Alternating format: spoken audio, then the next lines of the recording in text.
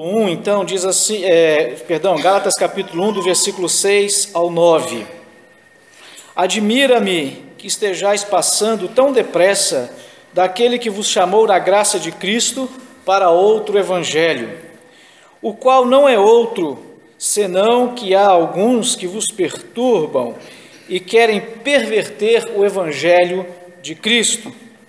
Mas, ainda que nós, ou mesmo um anjo do céu, vos pregue evangelho que vá além daquele que vos temos pregado, seja anátema. Assim como já dissemos, e agora repito, se alguém vos prega evangelho que vá além daquele que recebestes, seja anátema. Oremos mais uma vez, por gentileza. Senhor nosso Deus, novamente nós oramos ao Senhor e clamamos a Ti, ó Deus, para que nos abençoe. Abre o nosso entendimento, Senhor, para compreender a Tua santa palavra. Abre o nosso entendimento para que podamos entender o que é o verdadeiro evangelho, o evangelho genuíno, Senhor. E assim nós possamos não apenas viver o verdadeiro evangelho, mas também anunciar este evangelho a tantos quanto o Senhor desejar. Amém. Irmãos, nós temos falado nesses dias de marcas, características de uma igreja saudável. Eu lembro bem que no primeiro dia eu disse, e talvez até, não em tom profético, né? Mas é uma profecia que qualquer profeta poderia dizer, assim como esses que hoje falam, ano de 2017, um artista famoso vai morrer, é óbvio, né?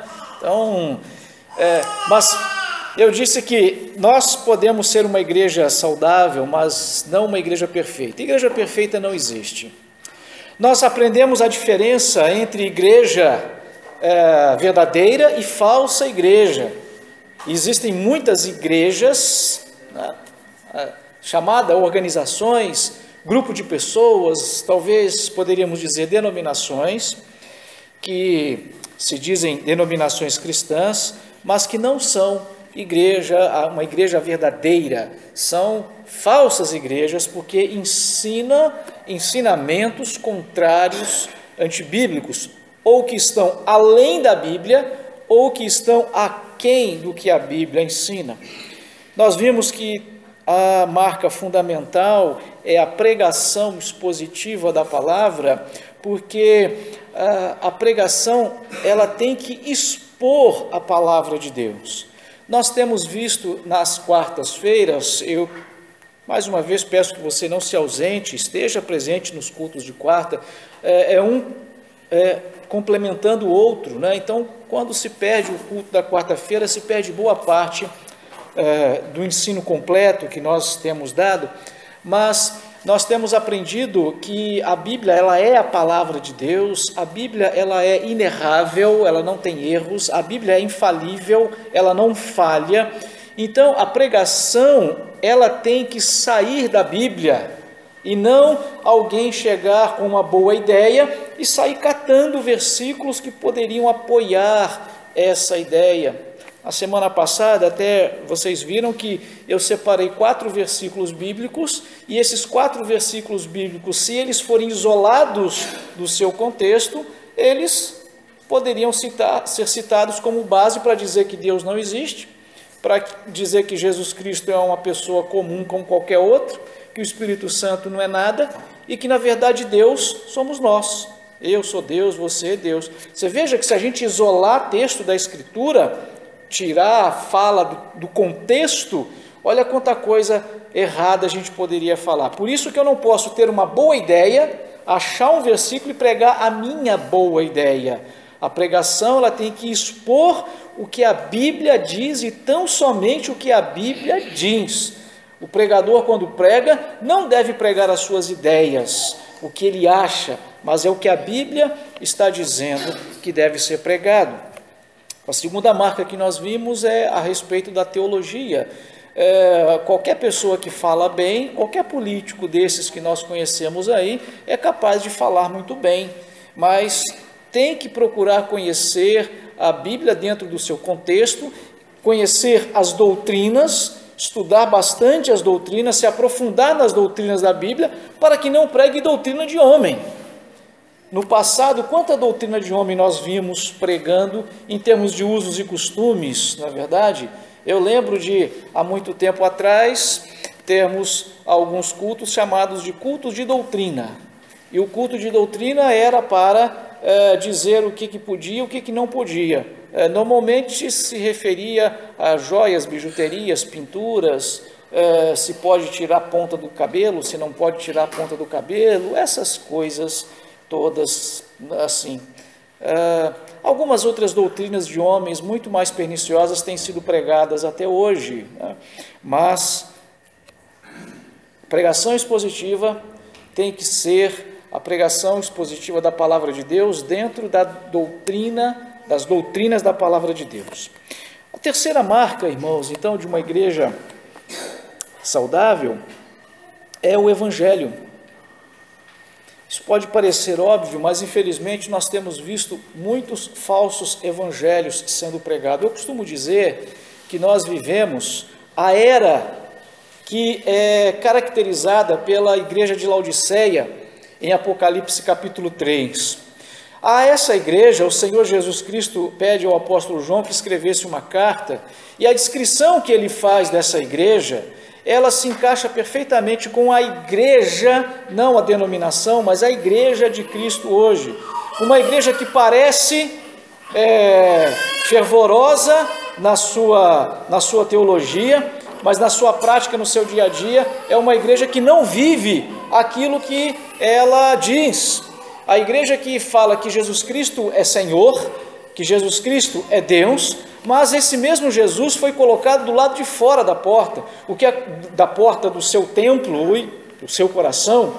Por isso que Jesus Cristo diz a essa igreja: eis que estou à porta e chamo, se alguém ouvir a minha voz e abrir a porta, eu entrarei em sua casa, cearei com ele e ele comigo. Jesus está dizendo para uma igreja que diz que Jesus é Senhor, mas que de fato Jesus foi enxotado lá para fora. Que evangelho é esse que esta igreja está anunciando? Então, primeiramente, vamos dar uma olhada no que não é o evangelho. Ou eu poderia dizer um falso evangelho, né? Todo evangelho, toda pregação, tudo aquilo que alguém diz hoje, chama de evangelho, mas que está centrado no homem, é um falso evangelho. E é muito fácil confundir essas coisas hoje em dia, irmãos, e nós temos sido enganados. Quando eu digo nós, eu digo os cristãos, os crentes, aqueles que frequentam uma igreja evangélica. Nós não podemos confundir os benefícios que o Evangelho traz como o próprio Evangelho. Esse é um dos primeiros e mais comuns dos erros. A alegria, a paz, a felicidade, a satisfação, a autoestima, amor, a aceitação, são coisas que o Evangelho traz. Acabamos de orar aqui por milagre, por cura. Às vezes as pessoas recebem curas.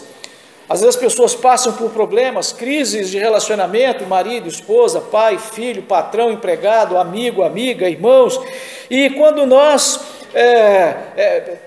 pregamos o Evangelho, na nossa leitura que fizemos aqui agora há pouco, falando do fruto do Espírito, quando vivemos isso, nós colhemos o fruto, os benefícios que o Evangelho traz. E aí cometemos o erro de dizer que isso é o Evangelho. Passa-se a pregar esses benefícios como sendo isso o próprio Evangelho. Esse é um erro muito comum e muitas vezes muito difícil de fazermos um discernimento. Quando nós olharmos o que é o verdadeiro Evangelho, a gente vai conseguir captar o que é, qual a diferença. Segundo erro muito comum é que o Evangelho não é simplesmente que Deus é amor. Poxa, mas não é? Sim, Deus é amor. Cantamos, falamos sobre isso, que Deus é amor, né? Que Deus nos ama, cantamos uma belíssima canção que, né, Deus me ama e o seu amor é incondicional. Mas o Evangelho não é simplesmente, a mensagem do Evangelho, aquilo que nós temos que anunciar, não é simplesmente isso, Deus é amor. Terceiro, o Evangelho não é simplesmente que Jesus é nosso amigo. Também cantamos uma canção muito bonita, e eu não estou aqui falando contra as músicas, né? Como é bom ser amigo de Deus, mas o Evangelho também não é dizer apenas isso, que Jesus quer ser seu amigo, que Jesus quer entrar em seu coração, que Jesus quer entrar em seu coração no sentido de ser seu amigo, né, de ser sempre seu ouvinte. O Evangelho não é simplesmente isso.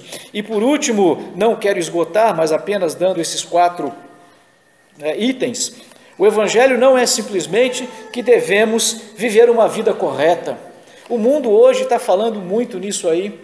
E às vezes, irmãos, eu fico assim, irritado quando assistindo os jornais, as notícias, eles colocam que a educação é a solução. Não, porque se queremos ser um país de primeiro mundo, temos que investir na educação. Não estou dizendo que a educação não seja boa, temos que investir, temos que brigar, no bom sentido, com as autoridades para que forneçam boas escolas. Esporte, vimos agora, infelizmente, essa tragédia que acompanhamos todo, e que o mundo acompanhou com esses jogadores lá de Chapecó, e alguns já exagerando, dizendo que, né, o futebol é a solução para a união, para a pacificação dos povos, né, porque até o Corinthians pintou o escudo dele de verde. Isso jamais, nunca, o Corinthians quase perdeu um patrocinador, porque o patrocinador era verde e ele não aceitou, e esse patrocinador até mudou a cor enquanto era patrocinador, porque era verde, e eles não aceitavam isso de jeito nenhum, e agora eles fizeram isso. Olha, o futebol é capaz de unir inimigos, e outras soluções mais que muitas vezes a sociedade e o mundo têm colocado. O Evangelho é que verdadeiramente promove esses desarmes e esses avanços, mas também simplesmente ter uma vida correta, pregar que se deve ter uma vida correta, e se deve mesmo, isso não é o Evangelho. Por quê? Porque esse Evangelho está centrado no homem, naquilo que o homem é capaz de fazer, ou naqueles benefícios que atendem às necessidades do ser humano. Quantas pessoas vão a cultos, vão para as igrejas, buscando alguma bênção, né? Venha receber sua bênção, vem porque aqui você vai ser abençoado, ou seja, um Evangelho centrado no homem. O que é o Evangelho, então? O Evangelho que nós temos que pregar, o Evangelho que a palavra de Deus nos expõe, nos mostra, ele é centrado em Cristo Jesus. Gostei muito hoje, né, das músicas que nós cantamos aqui, sempre gosto, com toda certeza, mas especialmente porque todas elas centradas em Jesus Cristo. Nós adoramos a pessoa do Senhor Jesus Cristo aqui nessa noite, e devemos ser sempre assim, como nós sempre dissemos aqui, irmãos, Jesus é o pastor dessa igreja. Eu não posso nunca jamais deixar de dizer isso. Jesus é o meu pastor, é o nosso pastor. Mas o termo evangelho é um termo militar que significa boas notícias. Provavelmente você já tenha ouvido falar isso, mas eu gostei muito do resumo da definição que um já falecido pastor inglês, teólogo muito respeitado, chamado John Stott, ele disse que o Evangelho é Cristo crucificado. O Evangelho não é, antes de mais nada, as boas novas de um nenê na manjedoura, de um pregador nos campos da Galileia, ou mesmo de uma sepultura vazia. O Evangelho trata da cruz, de Cristo na cruz. Quando o apóstolo Paulo escreve em Coríntios, capítulo 1, ele diz isso: eu não me envergonho do Evangelho, porque é o poder de Deus. Ele fala, e ele diz isso num contexto, porque naquele momento o mundo, pelo menos o mundo do apóstolo Paulo ali, estava dividido ali entre o mundo grego, que dominava culturalmente aquele momento, e o judeu, que era de quem, né, a raça dele, né, o povo de nascimento, que o apóstolo Paulo era judeu. E o que essa mensagem da cruz dizia? Para os gregos, aquilo ali era uma tolice. Como que pode alguém que morre ser o herói? O herói é aquele que vence. Um dos semideuses mais famosos deles lá era o Hércules, homem imbatível que derrotava tudo e etc.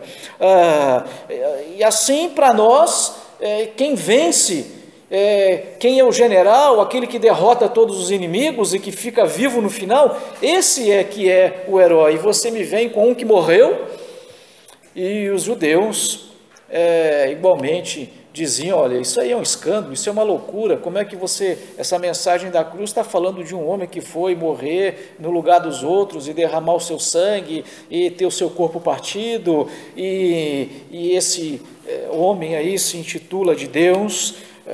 Isso é uma blasfêmia, isso é uma loucura, mas é esta mensagem da cruz. Lamentavelmente, irmãos, nós partimos para um outro extremo, né? Eu acho que em termos artísticos, nada supera o filme do Mel Gibson, quando mostra a morte de Jesus, na verdade a paixão de Cristo, né? Louvamos a Deus por vivermos num tempo mais moderno, com todo o potencial tecnológico que o cinema nos dá, e antigamente, né, as pessoas não tinham esse recurso, e então fizeram estátuas, fizeram imagens, o que nós costumamos chamar de crucifixo, né? Olhar para essa imagem, não com a intenção de adorar, de se curvar à imagem, como se a imagem se tornasse Deus, mas olhar para ela como nós olhamos para o filme e ver que é essa mensagem que esse ícone, né? Aquela imagem daquele homem crucificado, nós chamamos isso de um ícone, né? A mensagem que ele traz é essa mensagem que é o verdadeiro evangelho.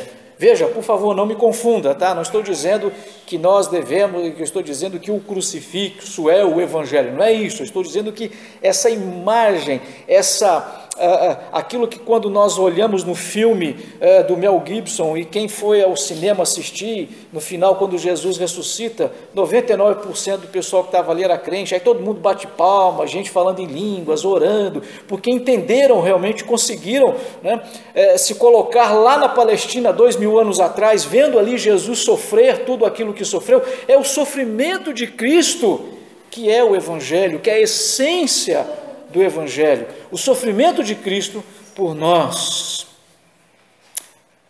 O evangelho, como o termo diz, boa nova, boa notícia, é a boa nova de salvação, também chamado de evangelho do reino, de evangelho de Deus, de evangelho da graça, graça como favor imerecido, graça como um presente que eu não mereço e eu recebo a si mesmo.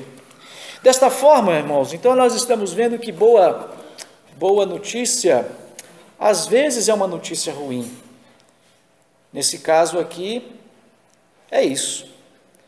A boa notícia, o evangelho, a boa nova, é uma notícia ruim. Os sofrimentos de Cristo, essa imagem que nós fazemos de Cristo sofrendo e padecendo e culminando com aquela morte horrível na cruz.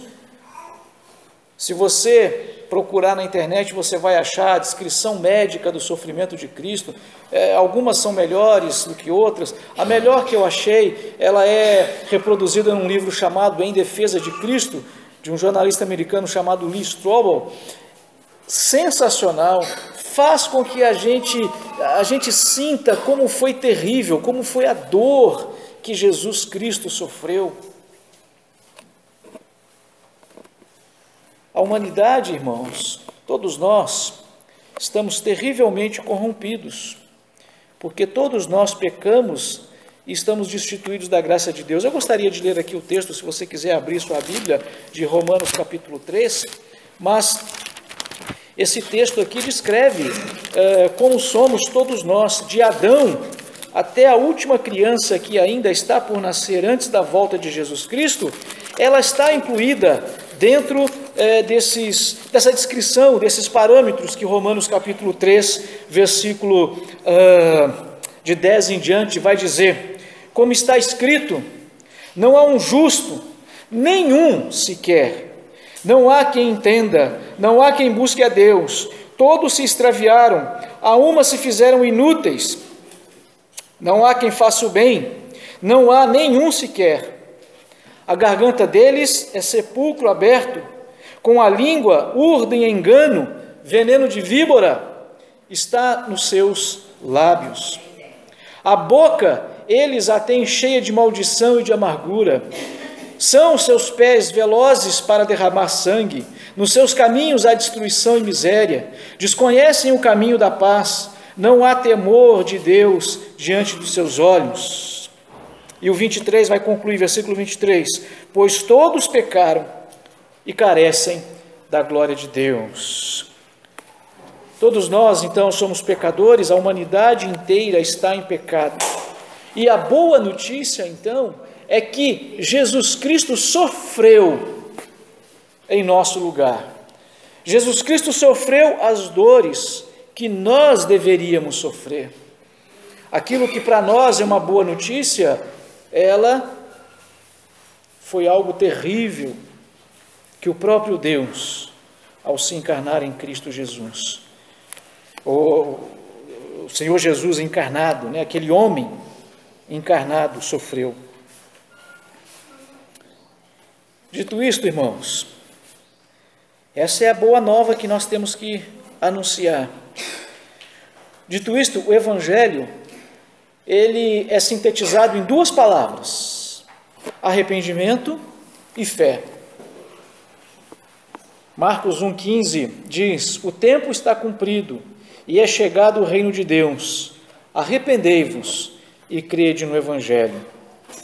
Se a imagem que o Evangelho, a essência do Evangelho nos traz, não é aquilo que nós temos não é tão somente aquilo que nós temos de benefício do Evangelho, porque sim, Deus me ama, e como que Deus prova o seu amor para conosco? Enviando Jesus para morrer em meu lugar. Como que Jesus prova o seu amor para comigo? Ele mesmo morrendo na cruz em meu lugar, para que eu possa ter paz, alegria, felicidade, satisfação, autoestima.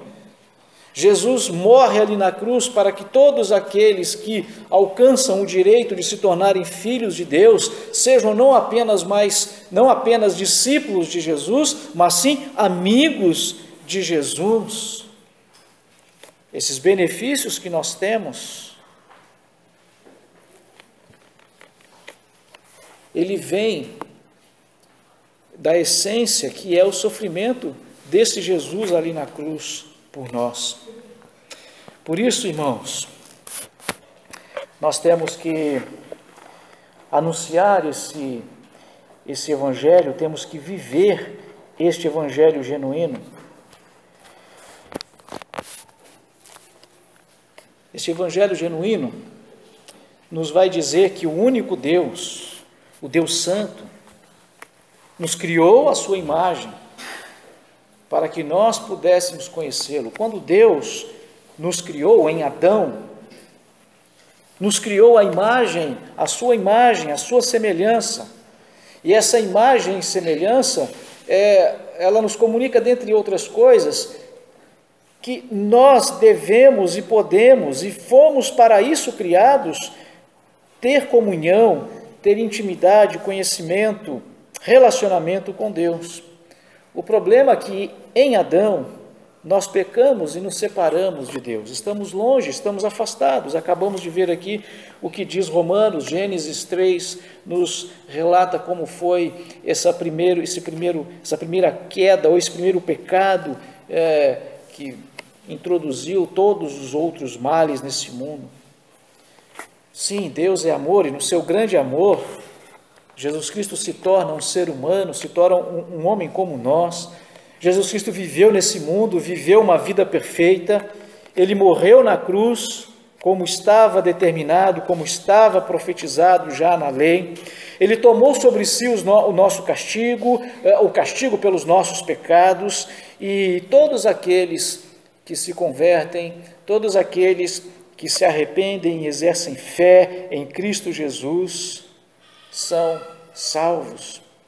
João 1,14, Hebreus 7, Romanos 3, 21 a 26, o texto vai continuar dizendo como que Deus nos justificou. Jesus morreu na cruz, a imagem é terrível de fato. No entanto, o Senhor Jesus Cristo não permaneceu naquela cruz. Nós sabemos e conhecemos a história. Jesus Cristo foi morto, foi sepultado, mas ao terceiro dia ele ressuscitou dos mortos.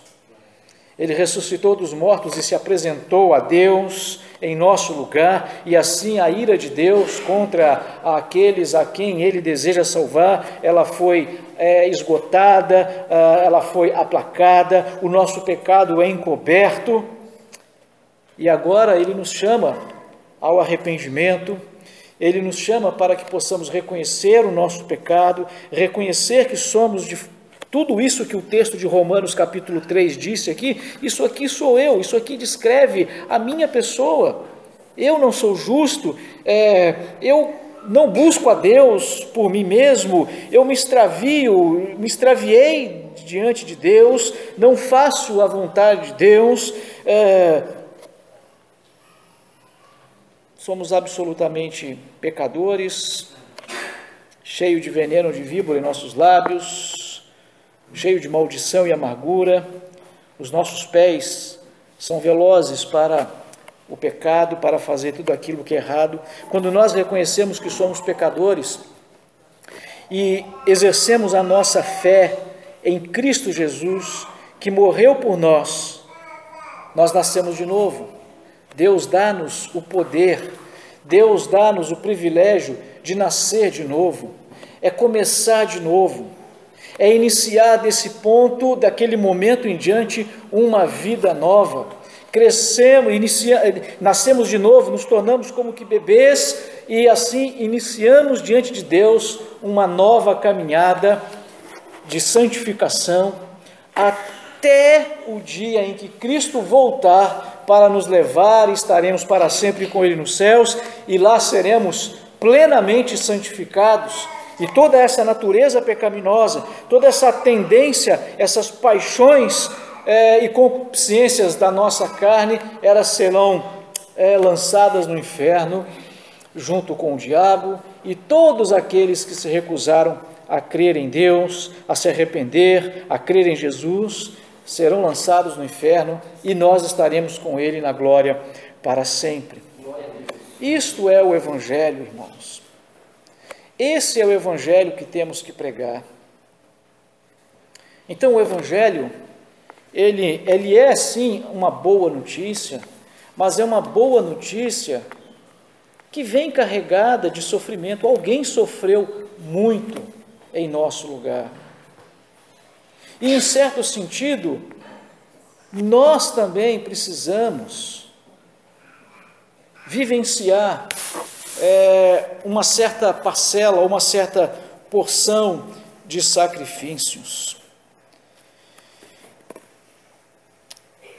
Nós vimos aí esse acidente, que comoveu muita gente, inclusive um dos jogadores, pelo menos até agora sabemos de apenas um, crente ou frequentador da Igreja Batista. As informações até que eu recebi que seria daqui da primeira Igreja Batista de Santos, e que se mudou para lá, evidentemente, frequenta uma Igreja Batista lá, que é aquele jogador Neto, Nós não sabemos como está a família, E eu estava orando, né, orando para que ele pudesse, né, restabelecer plenamente. E num determinado momento eu ainda pensei, puxa vida, né, porque imagina se ele não resistir, não sei se a dor é maior, porque dá aquela pontinha de esperança aí depois a coisa se esvai, né? Mas aí, segundos depois, eu me lembrei, poxa, a notícia que eu tenho é que ele é um crente no Senhor Jesus Cristo, muito mais do que ser membro de uma igreja batista, e isso não quer dizer nada, né? Mas é um crente no Senhor Jesus Cristo, então ele vai estar com Cristo.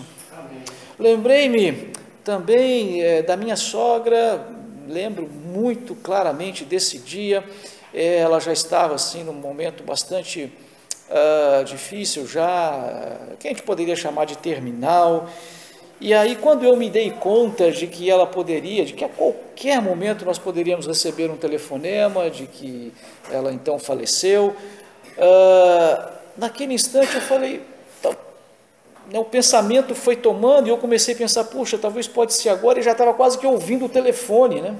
Eu estava só em casa, mas aí eu lembrei imediatamente, mas se isso acontecer, ela vai estar lá com Cristo, então vai ser muito melhor.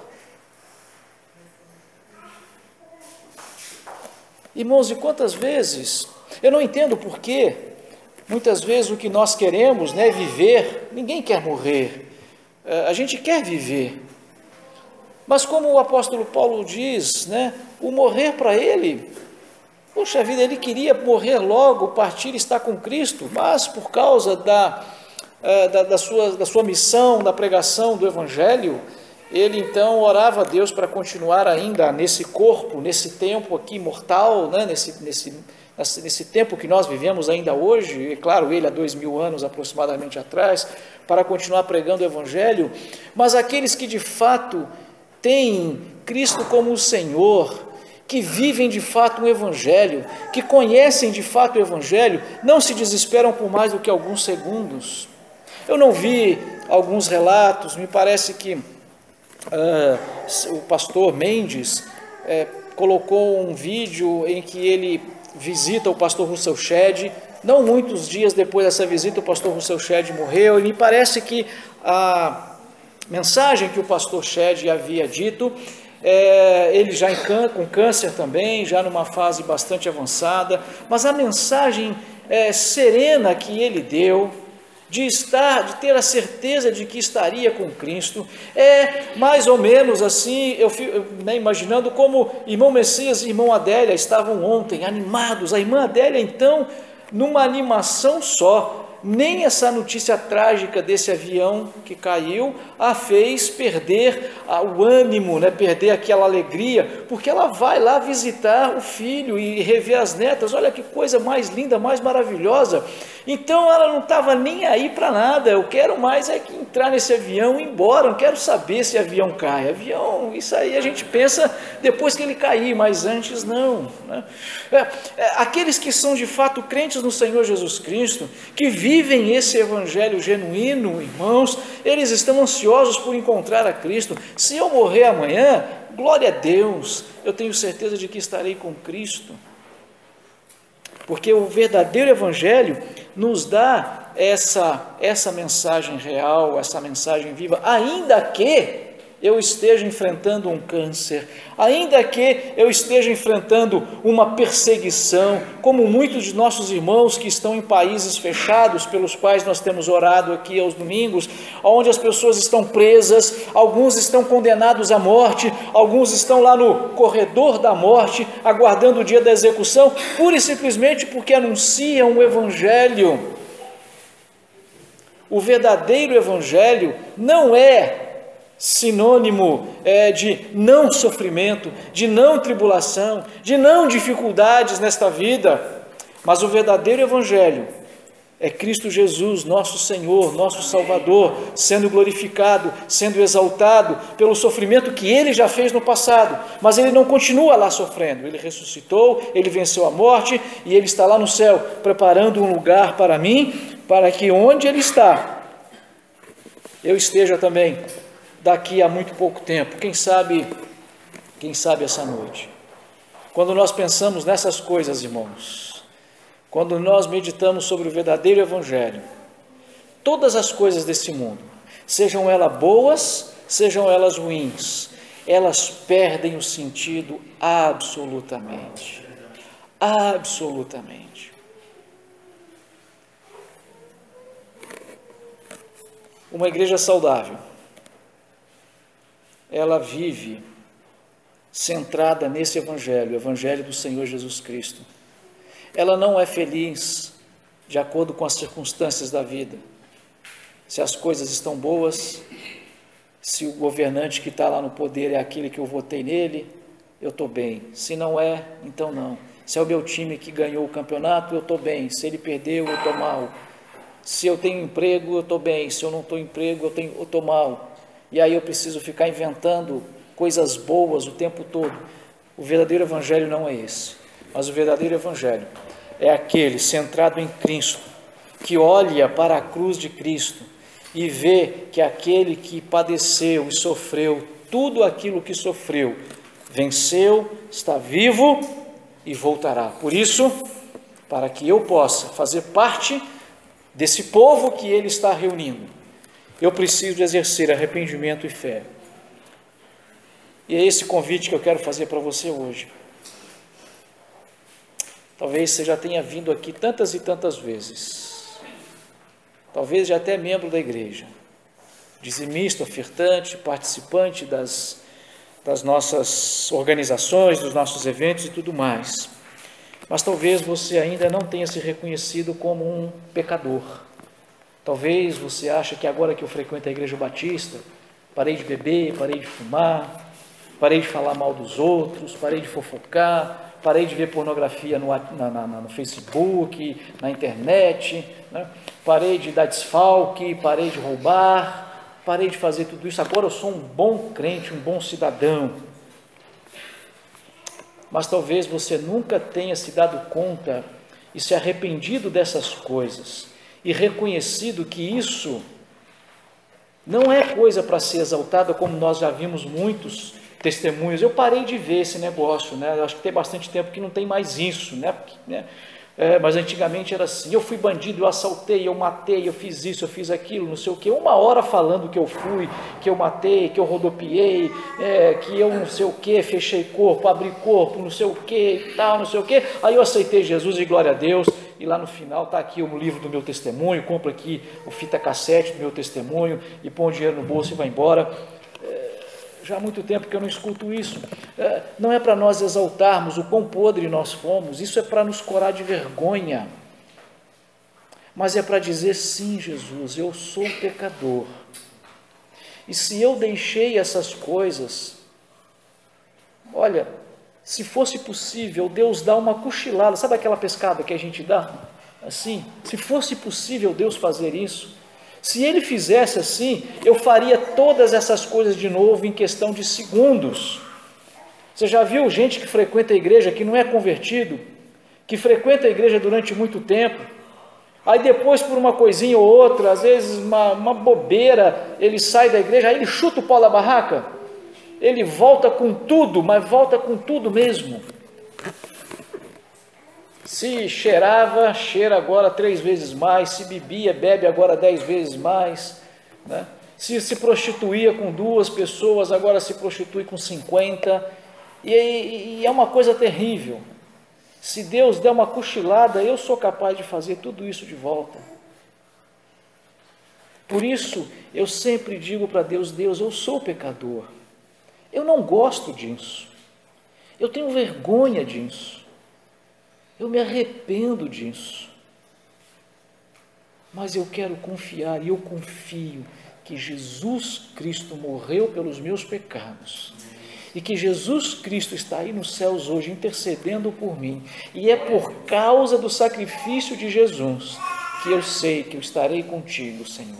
É por causa de Jesus que eu sei que o Senhor está preparando um quartinho aí no céu para mim, e eu sei que estarei contigo se o Senhor voltar esta noite, ou se eu morrer esta noite, eu sei que eu estarei contigo, mas por causa única e exclusivamente do Senhor Jesus.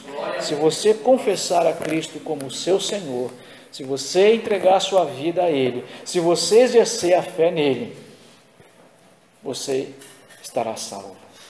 Glória a Deus. Faça isso.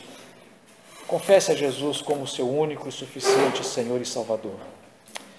Vamos orar.